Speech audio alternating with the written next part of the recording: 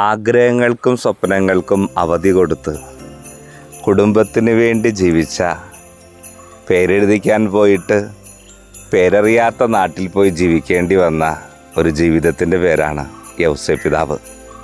ഈ ക്രിസ്മസിൻ്റെ ഒക്കെ ആഘോഷങ്ങളൊക്കെ പള്ളികളിലും സ്കൂളുകളിലും യൂണിറ്റുകളിലൊക്കെ തുടങ്ങി, കരോളുകളൊക്കെ വന്നു തുടങ്ങി, എല്ലായിടത്തും നക്ഷത്രങ്ങളും പുൽക്കൂടുകളൊക്കെ അണിഞ്ഞൊരുങ്ങി. നമ്മൾ ഈ ആഘോഷങ്ങൾക്കിടയിലൊക്കെ നമ്മളൊന്ന് ചിന്തിക്കണം.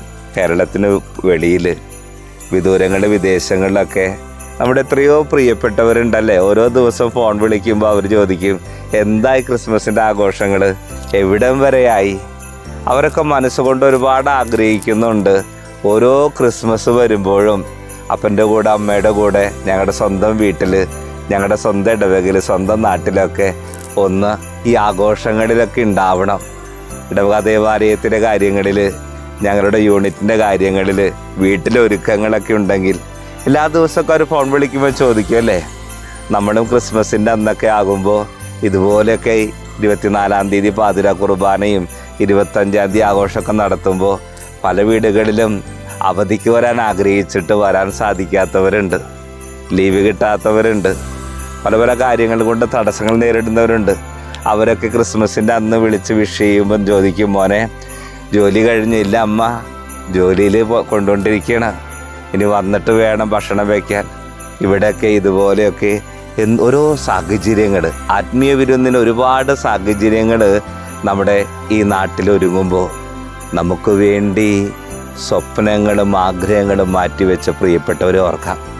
പണ്ടൊക്കെ ആണെങ്കിൽ അപ്പന്മാർ മാത്രം അല്ലെങ്കിൽ ചേട്ടന്മാരൊക്കെ ഉള്ളൂ. ഇന്ന് നമ്മുടെ കുടുംബങ്ങൾക്ക് വേണ്ടി എത്രയോ വീടുകളിൽ അമ്മമാർ, ചേച്ചിമാരൊക്കെയാണല്ലേ വിദൂരങ്ങൾ, വിദേശങ്ങളൊക്കെ ജോലി ചെയ്യുന്നത്. അവരും ഓരോ ക്രിസ്മസ് വരുമ്പോൾ ആഗ്രഹിക്കും, ചേട്ടനും മക്കളൊക്കെ സുഖമായിരിക്കുന്നു, ഞാനില്ലാത്ത ആദ്യത്തെ ക്രിസ്മസ് ആയിരിക്കും എന്നൊക്കെ.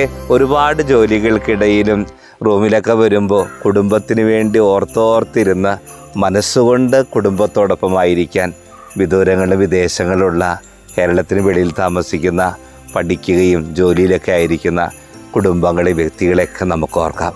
യൗസേപ്പ് പിതാവ് കുടുംബത്തിന് വേണ്ടി എല്ലാം മാറ്റിവെച്ചതുപോലെ നമ്മുടെ നാടിനും ഇടവയ്ക്കും നമുക്കൊക്കെ വേണ്ടി സ്വപ്നങ്ങളും ആഗ്രഹങ്ങളും മാറ്റിവെച്ച എല്ലാ പ്രിയപ്പെട്ടവരെയും ഈ ദിനം നമുക്ക് ഓർക്കാം. ദൈവം സമൃദ്ധമായി അവരെ, നമ്മളെ അനുഗ്രഹിക്കട്ടെ.